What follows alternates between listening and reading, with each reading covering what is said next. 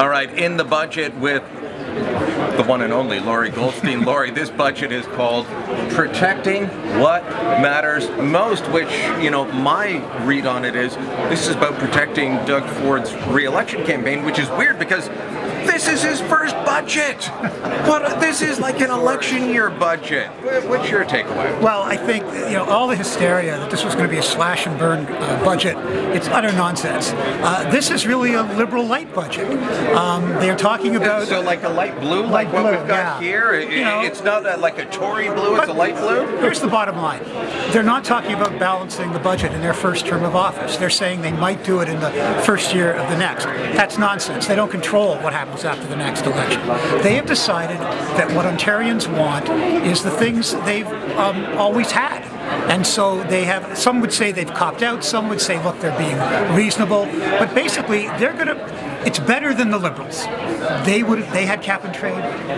These fellows canceled cap and trade. There's no new taxes. There are things that help families and various groups, but anyone who expected that this was going to be slash and burn, utter nonsense. I wasn't looking for slash and burn, but at this point I take a little bit of slash and burn because education spending, total education spending is going up 11% over the Liberal plan.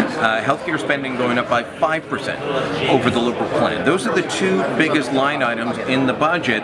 They're kind of holding the line on interest payments on the debt in terms of percentage of the budget, but it's still going up by about $1 billion a year. So this is not exactly what people that voted for Doug Ford wanted. We listen to Doug Ford rail against it, and then Vic Fedeli gets up there, gives his spiel, and says, oh, don't worry, be happy. A budget that sets Ontario back on a path to balance. A budget that invests more in health care and more in education.